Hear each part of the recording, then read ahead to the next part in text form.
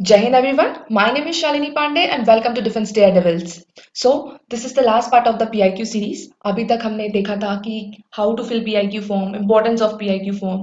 तो जिन भी लोगों ने वो वीडियो नहीं देखा है, वो जाके वीडियो देखेंगे ताकि आपको एक क्लैरिटी मिल जाए कि PIQ फॉर्म कैसे फिल करना है, ठीक है? और as I promise you guys, मैं आपको आज एक सैम्पल PIQ दिखाऊंगी, फिल PIQ, ताकि आपको एक आइडिया हो जाए कि किस तरीके से पीआईक्यू फॉर्म फिल करना है, किस क्लैरिटी से करना है और जो भी उससे पॉसिबल क्वेश्चन होंगे वो मैं आपके साथ डिस्कस करूंगी। ठीक है, सो स्टार्ट करते हैं। सो या ये एक पीआईक्यू फॉर्म है रवि कुमार चौहान का। ये मैंने जस्ट ऐसे ही एज्यूम करके भर दिया है।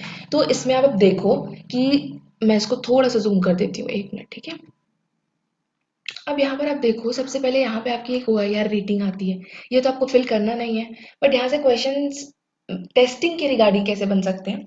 तो सबसे पहले ये देखो, आपका साइक टेस्ट और आपका GDO टेस्ट जो होता है ना, वो आपके इंटरव्यू से पहले हो जाया रहता है। मैक्सिमम कुछ का होता है, कुछ का नहीं होता है।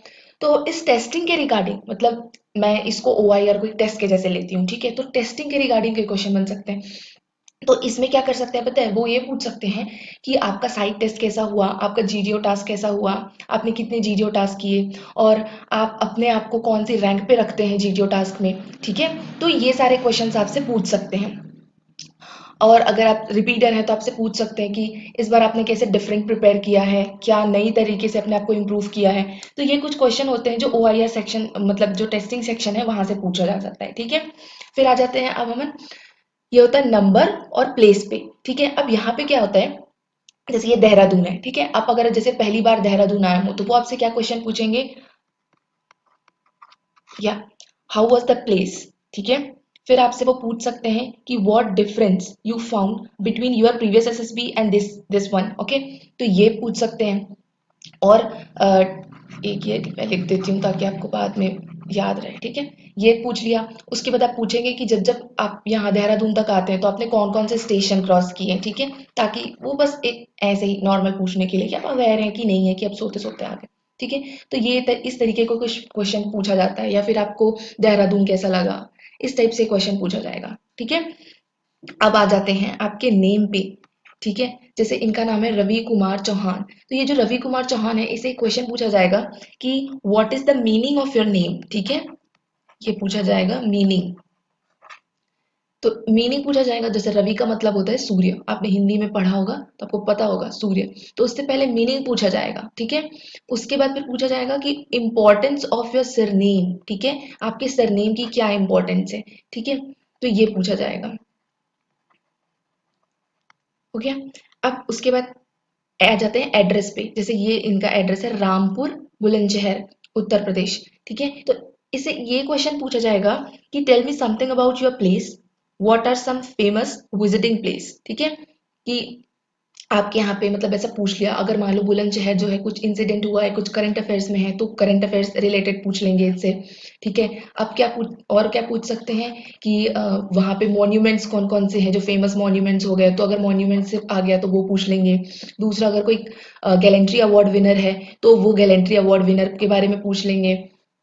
ठीक है, उसके बाद अगर आपके यहाँ पे कोई बहुत फेमस प्लेस है तो वो फेमस प्लेस के बारे में पूछ लिया जाएगा। तो इस टाइप के क्वेश्चन आपके यहाँ से बन जाएंगे।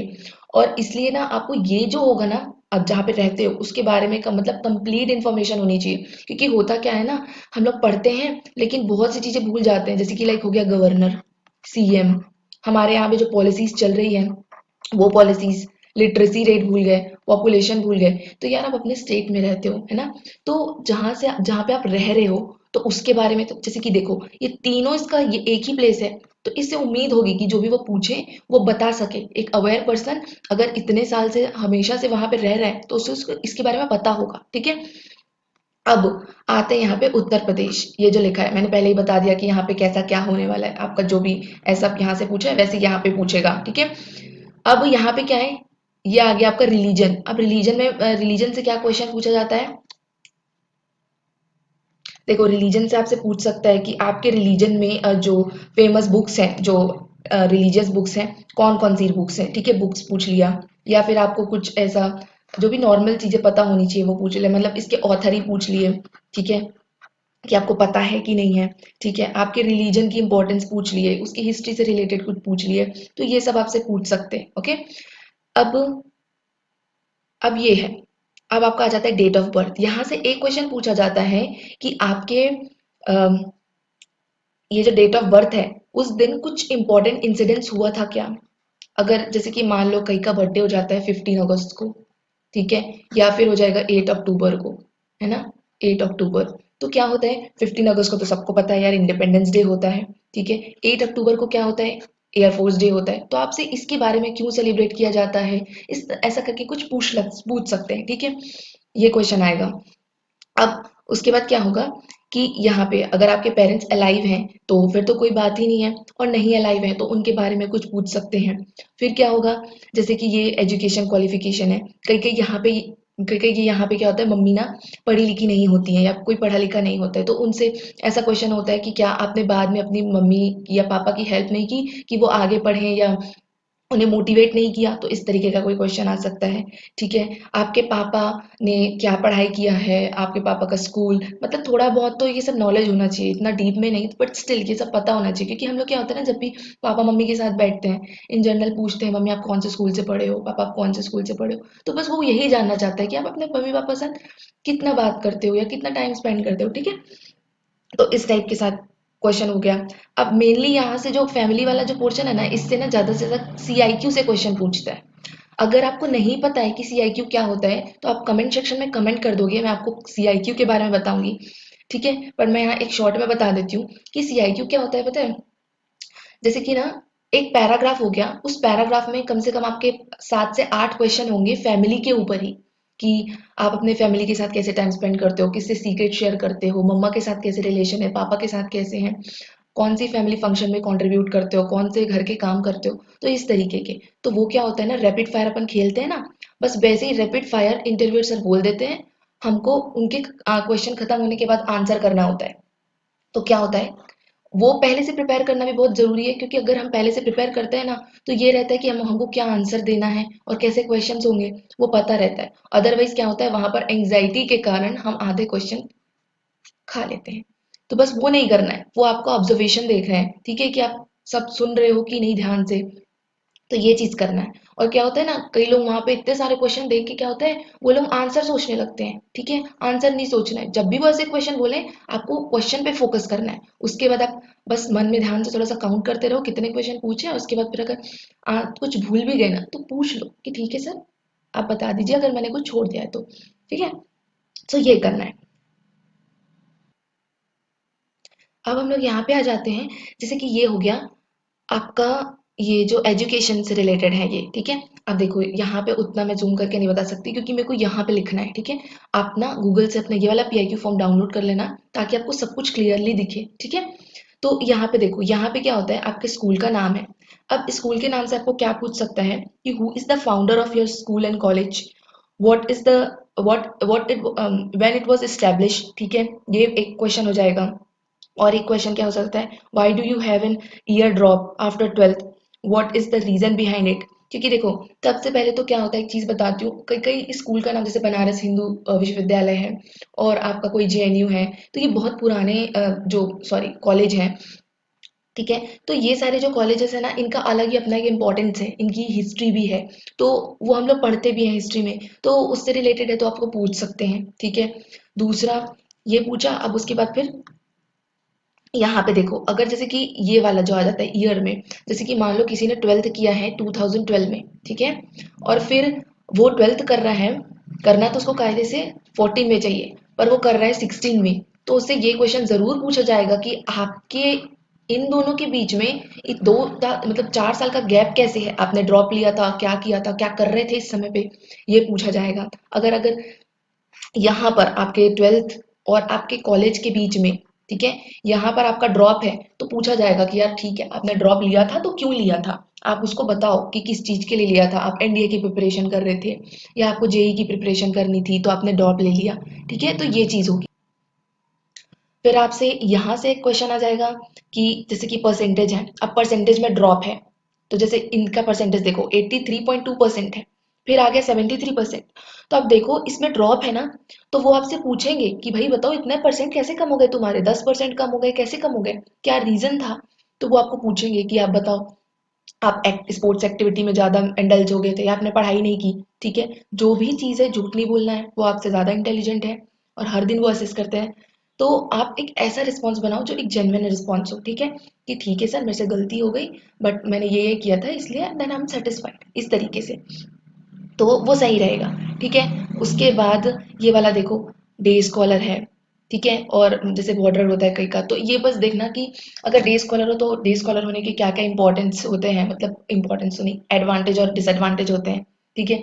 अगर हम हॉस्टल में रहते हैं तो क्या क्या एडवांटेज डिसएडवांटेज होते हैं, जैसे कि डे डे स्कॉलर जो रहते हैं तो हमको घर से खाना मिलता है, मम्मी अच्छा अच्छा खाना देती है। हॉस्टल में हमको थोड़ा सा मैनेज करना पड़ता है, नहीं तो, और मतलब वहाँ पे हम बेनिफिट वहाँ पे ऐसा होता है कि हम ग्रुप स्टडी करते हैं, ठीक है, और मज़ा भी बहुत आता है, अपने ही अलग मज़े हैं हॉस्टल के, जो भी गए होंगे उन्हें पता होगा। तो इस तरीके से आपको एक अच्छा आंसर प्रिपेयर करना है ताकि उसे भी अच्छा लगे ना सुनने में, ऐसा बोरिंग सा नहीं। आप वहाँ पे ऐसे आंसर प्रिपेयर कर सकते हो जो मतलब अच्छा भी लगे सुनने में, ठीक है, जो सभी इंजॉय करते हैं यार, सबका एक हर का एक लाइफ होता है और सब लोग ये सारी चीजें गुजर रहे होते हैं। तो ना एक जेन्युइन रिस्पॉन्स प्रिपेयर करो, ऐसा कुछ भी झूठ नहीं बोलना है। अब देखो, अगर आपकी कोई अच्छी अचीवमेंट है तो अचीवमेंट के बारे में वो पूछ लेंगे आपसे, ठीक है। अब हम आ जाते हैं एज पे। एज पे तो ऐसा कोई क्वेश्चन, ऐसे तो कोई क्वेश्चन नहीं पूछागा, लेकिन फिर यहाँ पर जो हाइट है, ठीक है, ये जो हाइट के बारे में है, तो यहाँ पर के लिए मैं आपको बताती हूँ यहाँ से कैसे क्वेश्चन आ सकता है। जैसे कि या जैसे कि क्या हो जाएगा, जैसे आपने मीटर में हाइट लिखी है तो आपसे पूछ सकते हैं कि आपकी हाइट मेरे को सेंटीमीटर में बता दो या इंचेस में बता दो, ठीक है। तो जिनका कैलकुलेशन फास्ट है, और वैसे भी कोई भारी कैलकुलेशन नहीं है ये, जिनका कैलकुलेशन फास्ट है वो भी कर सकते हैं, जिनका नहीं भी है वो भी आराम से सोच के आंसर दे दो। बट होता क्या है ना कि हम जितना टाइम लेते हैं या हमको जितना वहां पर सोचना पड़ता है ना, हम एंजाइटी के कारण कुछ ना कुछ गलत कर देते हैं। तो एटलीस्ट ना, अगर आपको पता है पहले से, तो आप इसको क्या करो, पहले से कैलकुलेट करके अपने दिमाग में रखो, तो अप्रॉक्सीमेट अंदाजा तो लगा सकते हो। तो बस ये करना है, क्योंकि क्या होता है वहां पे आप जितना अटकोगे उतना आपका कॉन्फिडेंस जाएगा, तो इसलिए पहले से थोड़ा बहुत प्रिपेयर करो तो अच्छा रहेगा। अब देखो क्या होता है, वेट से क्वेश्चन आ गया। वेट से क्वेश्चन में क्या होगा कि जैसे आपसे पूछेंगे कि बीएमआई निकाल के बताओ, ठीक है। मान लो कोई जिम करता है तो जिम वालों से तो पूछ ही सकते हैं यार, जिम के जो इक्विपमेंट्स होते हैं उसके बारे में पूछ लेगा, बीएमआई के बुरे बारे में पूछ लेगा, और आपसे ये पूछ सकते हैं कि डाइट वगैरह के बारे में ऐसा कुछ पूछ लेगा। तो ये सारी चीजें कॉमन है, ठीक है। और जो मान लो ओवरवेट है, ओवरवेट वालों से ये पूछ लेगा कि ठीक है चलो अब बताओ, आपको डिफेंस में आना है, आप ओवरवेट हो, तो अगर आप हो तो फिर क्यों हो और कैसे हो गए, और फिर आप उन्हें कैसे आप क्या कर रहे हो, इसको क्या एक्शन ले रहे हो इसको कम करने के लिए। तो ये सारे क्वेश्चन इस तरीके से यहाँ पे से बन जाएंगे, ठीक है। अब क्या होता है, जैसे ये स्टूडेंट है, तो अगर ये स्टूडेंट है तो बोलेंगे, अगर मान लो इसकी ग्रेजुएशन कंप्लीट हो गई है तो उससे ये पूछा जाएगा कि आपकी ग्रेजुएशन कंप्लीट हो गई है but still you are not working, why, ठीक है। तो ये क्वेश्चन पूछ सकते हैं। आपको कितनी पॉकेट मनी मिलती है, क्योंकि ऑब्वियसली ये स्टूडेंट है तो पॉकेट मनी पे डिपेंड है, तो कितनी पॉकेट मनी मिलती है, आप उसको कैसे इन्वेस्ट करते हो, ये क्वेश्चन होगा। अगर आप वर्किंग हो तो आप अपनी सैलरी कैसे मैनेज करते हो, ये क्वेश्चन होगा। और ये पूछ सकते हैं कि आप अपनी स्टडी कैसे मैनेज करते हो काम के साथ साथ, ठीक है, ये बोल दिया। और फिर ये हो गया कि आप कौन से कंपनी में जॉब करते हो, ठीक है, और आपके जो बॉस हैं आपका उनके साथ कैसा रिलेशन है, आपके कलीग के साथ कैसा रिलेशन है, ये सारे क्वेश्चन आएंगे, ठीक है। अब क्या हो जाएगा, यहाँ पर से आते हैं कि एनसीसी के बारे में, अगर आपने जितने भी ईयर की एनसीसी की तो एनसीसी के बारे में पूछा जाएगा आपसे कि आपने कैसा क्या किया है एनसीसी में, कौन सी पोजीशन होल्ड की है, क्या क्या सीखे हो एनसीसी से, जैसे कि डिसिप्लिन सीखा है, और हमारे लिए मतलब पंक्चुअलिटी थी, जैसे कि एनसीसी वालों को पता होगा, हमको अगर बोला 7:45 यहाँ खड़े होना है मतलब 7 बजे खड़े हो जाओ, ठीक है, ये तो सबको ही पता होगा। तो सारे एनसीसी स्टूडेंट से रिलेट कर सकते हैं। इसमें होता भी, जैसे हम कैंप वगैरह में जाते हैं, सीनियर्स की रिस्पॉन्सिबिलिटी होती है उनके जूनियर्स, वो खाना भी उन जूनियर्स को खिलाने के बाद खाते हैं, तो कुछ अच्छी चीजें होती हैं जो हम उससे सीखते हैं, ठीक है, तो वो आपको बताना है। अब उसके बाद आ जाते हैं इसमें, तो जैसे देखो इसने क्रिकेट लिखा है, वॉलीबॉल लिखा है, कबड्डी और बैडमिंटन, ठीक है। अब इससे कुछ भी क्वेश्चन पूछा जा सकता है इस पे, मतलब स्पोर्ट्स से रिलेटेड कैसे क्वेश्चन पूछेंगे, आपको डायमेंशन पूछ लिए, डायमेंशन पूछ सकते हैं, पिच, जैसे यहाँ पे पिच की पूछ ली है, यहाँ पे आपको उस वॉलीबॉल ग्राउंड की पूछ लिया, कबड्डी की पूछ लिया, जो आपके ग्राउंड की डायमेंशन है वो पूछा है, ठीक है। अब उसके बाद क्या पूछ सकते हैं कि कितने प्लेयर्स होते हैं, कौन कौन से फॉल्स होते हैं, ठीक है, अब कुछ रिकॉर्ड्स बने हैं, नए रिकॉर्ड, तो वो नए रिकॉर्ड पूछ लिया। प्लेयर्स के नाम पूछ लिए। अगर ओलंपिक में है वो गेम, तो ओलंपिक से रिलेटेड, जैसे कि स्विमिंग का ले लियो, तो स्विमिंग में भैया माइकल फेलिप्स जी का नाम तो जरूर आएगा। तो ये सारी जो क्वेश्चंस है ना, वो एकदम बनना ही बनना है, ठीक है। अब उसके बाद क्या होता है, अगर कोई अचीवमेंट है तो पूछ लिया। अब देखो, इसको देखो, यहाँ पर ध्यान से देखना, ये क्रिकेट, फिर यहाँ पर देखो, यहाँ पे क्रिकेट, और वॉचिंग क्रिकेट, मतलब भाई इनसे तो मतलब क्रिकेट के बारे में पूरा पूछेंगे। पूछेंगे इन द सेंस, जब ये इंसान बोलेगा ना अपना आंसर, तब उसके मुंह से पता चलेगा कि यार इसको सच में क्रिकेट पसंद है, क्योंकि देखो 3 जगह क्रिकेट लिखा है। मतलब अगर आपको कोई चीज अच्छी लगती है ना, तो आप मतलब उसके बारे में बहुत कुछ पता होता है, आप बोलते समय आपके चेहरे पे खुशी होती है। तो इस तरीके से मतलब इससे तो क्वेश्चन आना ही है इसको, ठीक है। अब बाकी सारे से भी क्वेश्चन आएगा, तो इस तरीके के क्वेश्चन आ जाते हैं। फिर इसमें क्या क्वेश्चन पूछ सकते हैं कि मिनी मित्रा करके कुछ लिखा है इसने, ठीक है। तो ये ऐसा कुछ एक कंपटीशन होता है, मतलब जो भी ऐसे टाइप का है, कुछ भी कंपटीशन होता है, तो ये क्या होता है ये पूछ सकते हैं। योगा, तो योगा कंपटीशन में कुछ योगा से पूछ लिया, अगर वो योगा ही करते हैं, अगर आप इंटरव्यूअर, तो आपसे पूछ लेंगे भाई बताओ 2-3 योगा के नाम बता दो। ट्री प्लांटेशन, तो ट्री प्लांटेशन से उनको क्लाइमेट याद आ जाएगा, वो आपसे क्लाइमेट से रिलेटेड कुछ क्वेश्चंस पूछ लेंगे, जैसे कि COP26 हुआ था, या फिर अभी क्लाइमेट चेंज हो रहा है उसके बारे में कुछ बता दो, ठीक है। पॉल्यूशन के वो जो हो रहा है हमारा इंडेक्स में कौन सा उसमें रैंकिंग में है वो बता दो। तो ये सारी चीजें आपको पूछ लेगा। कुछ जीके हो जाता है, जैसे कि लंग्स ऑफ वर्ल्ड, ये कहाँ कौन है, मतलब अमेजोन फॉरेस्ट को बोलते हैं, किसको बोलते हैं, ऐसे कुछ जीके के क्वेश्चन पूछ सकते हैं। अब क्या हो जाता है, यहाँ पर से जैसे आप स्पोर्ट्स में हो, तो जैसे स्पोर्ट्स में जैसे भी लीडर का रोल प्ले किया है, तो आपसे यहाँ से एक क्वेश्चन आ जाएगा कि यार ठीक है, लीडर का रोल प्ले किया है या आपने कोई इवेंट ऑर्गेनाइज किया है, तो आपसे पूछेंगे कि हाउ टू ऑर्गेनाइज इवेंट।